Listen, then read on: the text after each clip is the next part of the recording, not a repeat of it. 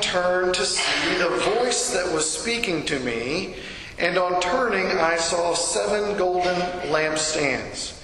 And in the midst of the lampstands, one like a son of man, clothed with a long robe, and with a golden sash around his chest. The hairs of his head were white like white wool, like snow. His eyes were like a flame of fire. His feet were like burnished bronze, refined in a furnace, and his voice was like the roar of many waters. In his right hand he held 7 stars. From his mouth came a sharp 2-edged sword, and his face was like the sun shining in full strength. When I saw him, I fell at his feet as though dead, but he laid his right hand on me, saying, "Fear not, I am the first and the last, and the living one. I died, and behold, I am alive forevermore, and I have the keys of death and Hades. Write therefore the things that you have seen, those that are and those that are to take place after this. As for the mystery of the 7 stars that you saw in my right hand, and the 7 golden lampstands, the 7 stars are the angels, the messengers of the 7 churches, and the 7 lampstands are the 7 churches." And we're going to get to those messages to the 7 churches, but first we really need to digest who the Son of Man is and why that is important for these 7 churches. My main idea this morning is just very simply this: having a clear vision of Jesus will help us conquer in the battles of our faith. Having a clear vision of Jesus will help us conquer in the battles of our faith. The first thing the Apostle John receives in his revelation is this vision of the risen and glorified Jesus. And it's clear that he is the source of the vision. Jesus is the one who's in control of the history that will take place in the vision. And although initially it brings discomfort and fear, he is the source of comfort throughout the vision for John and for all believers. But not only John, each church also receives a specific description of Jesus that reveals some relevant aspect of his character to their situation. And the goal of each of these messages to these 7 churches is to inspire faithfulness in the recipients and the members and the churches themselves so that they might conquer. We see 7 times that word given a promise to the one who conquers. Each church is given that promise, that encouragement to conquer, to overcome. Now you need to know that the imagery here is not necessarily a physical description. If you were to die today and go and stand before the Lord, it's not as if you would see this. I mean, it's possible, but that's not the point. These images portray attributes of his character more than actual physical description of what Jesus looks like. And also, we need to recognize that the most important thing is seeing the vision as the whole. We're going to examine these parts, these details, but what's the big picture? What is John trying to tell us by giving us this vision that he received? And I put it this way: from head to toe, the risen Christ is awesome to behold. He is awesome. He is worthy of all our worship and praise, and he rules with unquestionable authority. From head to toe, the risen Christ is awesome to behold. And oftentimes when we see something like this in the Scriptures, a description like this, you can find elsewhere a more, especially from Paul, a more forensic explanation. And I like this word in Colossians. Colossians chapter 1, verse 15. Just listen. Talking about the preeminence of Christ. He is the image of the invisible God, the firstborn of all creation. For by him all things were created, in heaven and on earth, visible and invisible, whether thrones or dominions or rulers or authorities. All things were created through Him and for Him. And He is before all things, and in Him all things hold together. And He is the head of the body, the church. He is the beginning, the firstborn from the dead, that in everything He might be preeminent, out in front. For in Him all the fullness of God was pleased to dwell, and through Him to reconcile to Himself all things, whether on earth or in heaven, making peace by the blood of His cross. That's a more detailed theological description of what John portrays in this vision that he had. So what's the benefit for us? Having a clear vision of who Jesus is, how He has worked in the past, how He works in the future, who He is, His character and His attributes. Having a clear vision of Jesus will help us, both individually and as a church, conquer in the battles of our faith. Because the faith is a battle. And there is winners and there's losers. John writes in his epistle, 1 John 5, 4 through 5, "For everyone who has been born of God overcomes, conquers the world. And this is the victory that has overcome the world. Our faith. Our faith. Who is it that overcomes the world except the one who believes that Jesus is the Son of God?" So that overcoming is really about trusting. It's not so much trying as it is trusting. There is effort, there is hard work, there is a struggle in the fight of faith. We must be responsible and we will be held accountable, but our victory comes exclusively through trusting by our faith. That's how we have victory in Jesus. So let's pause and pray and ask God to speak to us and to show us more about who He is. That's the most important thing. Heavenly Father, thank You for John's revelation, this book that is mysterious and at times hard to understand. Even the more plain parts can be tricky, but we're thankful that it is so rich and relevant for today, for us individually and for us corporately. And what we need is a clear understanding, a clear view of You today. We need to see You for who You are and how You can impact our life. Help us to have a clearer view of You today so that we might be encouraged in our faith and we might be conquerors, overcomers in the trials of life. In Jesus' name, amen. So we have to start with the significance of the title Son of Man. What does that mean? Brown Bag Bible Study on Tuesday, I think, had a whole session talking about the Son of Man. And honestly, you could read books and books about that title. But I do need to give some framework. You need to know, first off, that it is Jesus that we're talking about. This was Jesus' favorite title for Himself in the four Gospels, and He would refer to Himself in the third person as the Son of Man. So it is Jesus, first and foremost. It's also a prophetic title, coming from the Old Testament prophetic books, the greater prophetic books, thinking especially of Daniel and Ezekiel. I think it's in Zechariah. But a specific passage, for example, is Daniel chapter 7.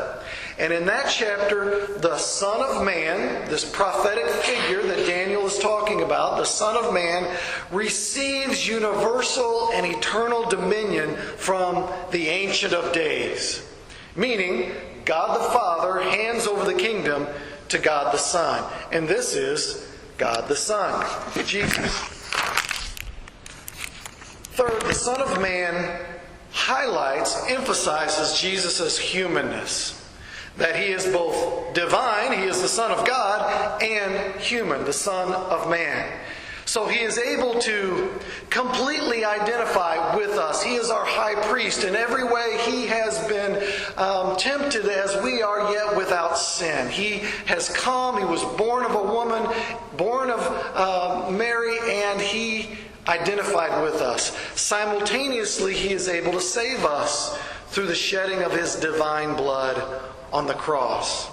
So we know the title Son of God, but here He is the Son of Man, and it highlights His humanness as well. Now that's just dipping the toe in the of the pool of that title, Son of Man. But it gives us a framework to work with. What we need to see now, we see the big picture that Jesus is from head to toe, is awesome and beautiful and wonderful and powerful. All of those awesome things. You can't have too high of an esteem of Jesus. Now let's look at some of the details. Who is this Jesus, Son of Man, and what is the significance of all this description? Well, first, He is worthy of reverence. I would say He's worthy of reverence. Verse 13 says that He's clothed with a long robe and with a golden sash around His chest. And there's two possible interpretations for that. The first, these are high priestly type robes or garments, so that it's indicative of Jesus as our high priest. The other option is that these are very dignified clothing, that these are things that high officials would wear in the ancient world. And so Jesus is the supreme, ultimate, heavenly dignitary come to represent man on earth, and He is worthy of respect. Bottom line, either way, Jesus is worthy of reverence and the ultimate respect. If there's one aspect of cultural American Christianity that most annoys me, is the low opinion that we see of Jesus. Especially on the social media world. If you're on Facebook, be careful. Because a lot of the spiritual truths out there that you'll see on Facebook are half-truths, or they even miss the mark totally. We need to get our truth from the Word of God and the character of Christ. But here, He is worthy of reverence, the ultimate. In an effort, I'm afraid, to make Jesus more personal to individuals, we have turned Jesus common. And Jesus is not common. Jesus isn't the meek and mild baby in the stable anymore. He's not the battered and silent sheep before his shearers, before the Sanhedrin. He's not the humiliated criminal hanging on the cross anymore. One of the reasons why Protestants typically don't wear crucifixes is because Jesus came down off the cross. He didn't stay on the cross. He was buried in the tomb. He rose from the dead. He ascended into heaven. And He is highly exalted King of Kings and Lord of Lords. That's one of the reasons why we honor and recognize the cross as the emblem of what God did on the cross through Jesus. But He's not on the cross. He is King of Kings and Lord of Lords, worthy of all reverence. From head to toe, He is awesome to behold. Secondly, we see that He is full of wisdom and purity. You might want to write that down. Full of wisdom and purity. The hairs of His head were white, like white wool, like snow, in verse 14. And there's nothing whiter in the ancient world than white wool or snow, perhaps clouds. But this is white, and white is symbolic of holiness and perfect purity. And of course, white hair is symbolic of wisdom. I've got a little patch of white hair that's growing right here, and I have had for a long time. But I'm starting to have a little more gray sneaking into my hair. And it's funny, they have products now that you can have. Men now can color their hair and have the natural color shine through. Just for men, they call it. But not only do they have just for men, where your natural hair color it covers over your gray. Now they have a touch of gray. So that if you want to look mature but energetic, you can be both. You can have a touch of gray, and you can still have a little bit of your young man hair. Well, it's silly how vain we are. But in the ancient world, if you lived long enough because of disease and accidents and crime and wore. If you were able to live long enough to have gray hair, you were exceptional and considered wise and worthy of respect. You're supposed to respect your elders, and that gray is a sign. And I see a few gray hairs out there. A lot of wisdom in this room. But Jesus is full of wisdom and purity, holiness. That means He's trustworthy at all times, full of wisdom and purity. Also in verse 14, I would say He has infallible discernment. His eyes were like a flame of fire. What does that mean? I remember growing up as a wee little boy watching the Superman movies with Christopher Reeves. I remember his X-ray vision. I thought that was so cool that he could see through a wall if he needed to. He had X-ray peering vision, and I got all blushed when he saw Lois Lane's underwear, It's silly the things you remember as a kid. But Jesus can see through any facade or any hypocrisy. We can kind of estimate. One of the shows I like is NCIS, and Special Agent Leroy Jethro Gibbs is a master interrogator. And he will get a criminal in, and he'll put him in the interrogation room and sit him down, and he'll peer at him with his steely gaze, and the criminal will just melt like butter right before mean Jethro Gibbs, But truth be told, sometimes Gibbs is wrong, and sometimes he has to ask him questions to draw it out of him. And when it really comes down to it, he's just a man. But here, Jesus has perfect spiritual X-ray vision that sees through the hypocrisy, the facade of all our spiritual hypocrisy. This is highlighted especially in the message to Thyatira.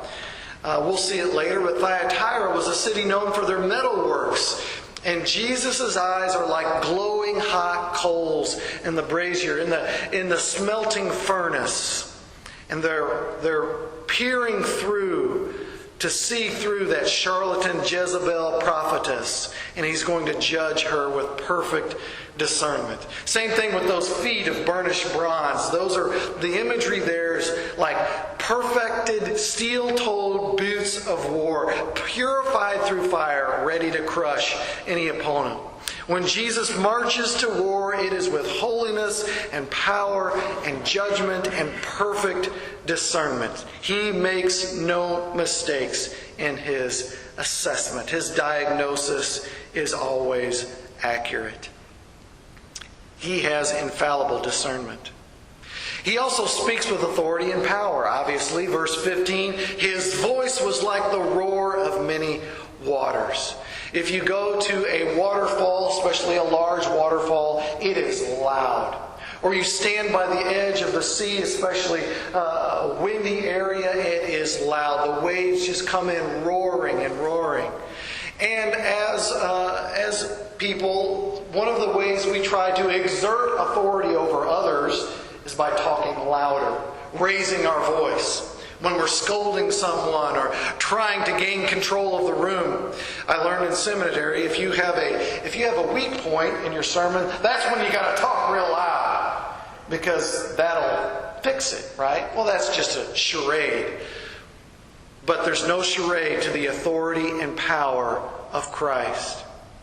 He is untamed, unopposable, deafening. You can't outshout the eternal God-man. When He speaks, we become mute. He speaks with authority and power.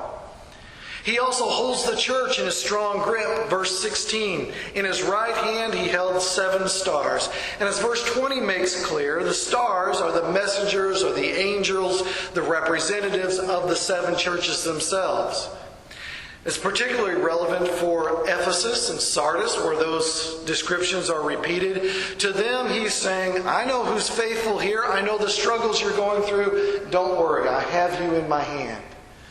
Simultaneously, He's saying to those rebels, those with toxic attitudes and behaviors, the Nicolaitans, the Balaams in the churches there, I also have you in my hands. There's no slipping out of accountability. There's no squirming out of accountability. Though He holds the church in His strong grip.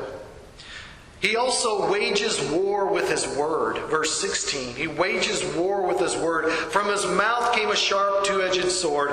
This is not literally a sword coming out of his mouth. It's symbolic. And that is referring to the word of Christ, his command, his authoritative command. And the word that John uses is not actually the Roman short sword, which was primarily used for thrusting and stabbing in battle by foot soldiers, but a large broadsword, often used by cavalry to mow over and sweep down from a horse and just sweep over the battlefield. The point is evident. Christ's infallible word is undefendable and undefeatable. It pops up again in Revelation chapter 19, where Christ is seen as a rider on a white horse. And it says, from his mouth comes a sharp sword with which to strike down the nations. And he will rule them with a rod of iron that is like a battle mace. He will tread the winepress of the fury of the wrath of God the Almighty.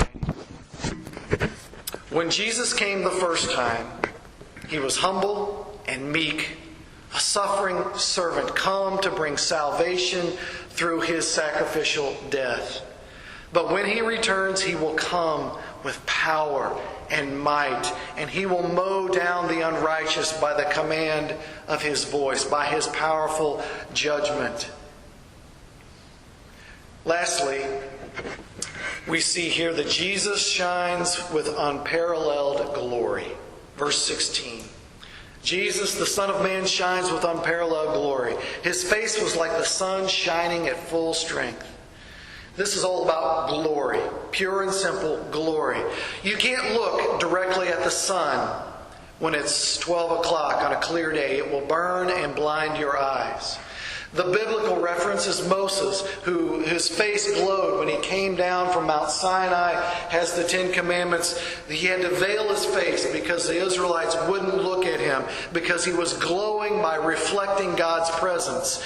Well, this isn't a reflection of God's presence. This is undiluted, resurrected, glorious Christ. As Paul wrote and I read, he is the image of the invisible God. From head to toe, Jesus is awesome to behold. And having a clear vision of Jesus will help us conquer in the battles of our faith. Let me draw just 4 simple conclusions, simple but powerful conclusions for us. What does this mean for us? How can we apply it? Number 1, I would say that our fate is in Jesus' hands. Thank God our fate is not in our own hands. We would fumble and fail, falter. Thank God our fate is not in the world's hands. It would eat us up and tear us out. But our fate is in Jesus' hands. He's the master of time and space and matter, and he will draw his plan to its conclusion. This is kind of a grand theme of the Revelation whole book, but it also applies specifically to the 7 churches.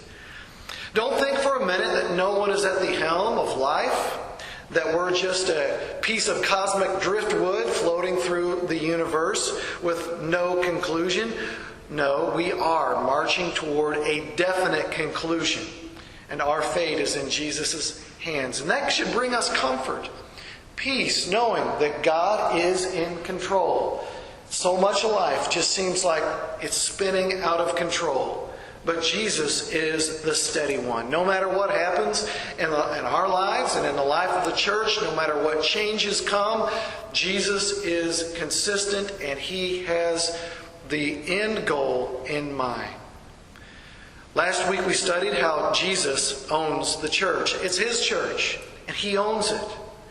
And he owns this church, our church. Ultimately, it's not about the economy. The economy doesn't own this church. It's certainly affected our church, but it doesn't own the church. The demographics of Northeast Missouri, they don't own the church. The sinful culture around us doesn't own the church. Not even our failures, our weak faith owns the church. Jesus does. Our fate is ultimately in his strong grip. And that should give us confidence to conquer in our battles of faith. Secondly, and kind of dovetailing off of that, we should humbly seek Christ and surrender to His will. When we get this vision of how big and how grand and how powerful and how wonderful and how wise Jesus is, we should humbly seek Him and His will and willfully obey, willfully surrender, whether that's personally or as a church. Jesus has perfect wisdom and infallible discernment. It's not like He has to go and do research at the library. It's not as if He has to go and work out at the gym to get a little stronger or take His vitamins. It's not as if Jesus is weak in His moral character and He has to work on that and think about how to be a better person like all of we do, all of us. No, He is beyond all of that. So we should humbly seek Christ. Ultimately, our personal wisdom fails. Our thoughts, our feelings can lead us astray. But God's wisdom in His Word, rightly interpreted, never fails. And following God's will is always the best choice. It's trustworthy. He's absolutely trustworthy. And I'm frequently asked questions about the future of our church, what this might mean for the merger, or what might happen if this doesn't take place. And I try to answer those questions honestly, forthrightly. And if I don't know, I just say I don't know. And sometimes I get distracted about a detail. And I love how I'm brought back by a specific member who's always there to remind me, Justin, those are great things to think about. But what really matters is God's will. What does God want to do? Doesn't matter what you feel, because your feelings can change. Doesn't matter what you think, because your thoughts, they can be wrong. What we need to do is discern God's will. Third, when God speaks, we must unquestionably obey. He's got that authoritative voice. I'm sure it's a real voice that's authoritative, but when He speaks, it drowns out all other voices. His voice is not just another one to add to the noise that we hear around us. One of the failings of modern American Christianity is that we just add God's voice to all the other voices. We'll consider it if we think it's relevant. But in the Bible, His voice is authoritative. It drowns out all other voices. This is really about lordship, what Baptists have traditionally called lordship. Who's going to be on the throne of our life? Is it me or Christ? Whose voice matters most? When I get up in the morning, of course I have to help get the girls ready. And I take one to school, Lindsay takes one to school, and I have to calm them down. And I unlock the doors, turn on the lights, start making coffee. But then I'm able to settle down for about 30 minutes. And I sit down and I open the Word and I say, God, nothing else matters right now but your voice. Speak to me. Speak to me. Tell me what I need to know. Tell me about myself, if there's something. Tell me about the sinful world. Show me something about yourself, how glorious and great you are. Teach me your voice is the most important thing. Sadly, I don't do that right when I get up, but I get there. We must individually and corporately train ourselves to rightly discern God's voice. And when we hear it, obey. When we hear it, trust it. Especially when it comes to the life of the church. When God speaks, it's not just another voice to consider. We must unquestionably obey. That's a daily struggle. That's not a one-time kneeling at the altar decision. That's something we have to do every day. And I have to learn every day. And fourth and finally, and I know I always bring this up, but Christ is worthy of all our allegiance and praise. Anytime you go into the Scriptures and you see a clearer vision of who Jesus is, how great His love is, how wonderful His sacrifice is, it should draw you deeper and deeper into the wonder of worship. And that is ultimately why we were created, to worship the Lord. When we see Him and know Him in the Scriptures, we want to see Him and know Him more. And the more our life will be characterized by trust and dependence and allegiance to Him that leads to unhindered, uncontrollable worship and awe. You want a homework assignment today? Go home and on your smartphone or with your Bible or get a Bible dictionary or concordance and look up the word worthy in the book of Revelation. I can't remember how many times it's in there, but it's in there a lot. And spoiler alert, Jesus is worthy. We sang those songs today. Worthy of worship, worthy of praise, worthy of honor and glory. I mean, the song just goes on and on. You can't say enough what Jesus is worthy of. He is the Son of Man, the Son of God. He is worthy. Having that vision, having a clearer vision of who Christ is will help us conquer in the battles of our faith.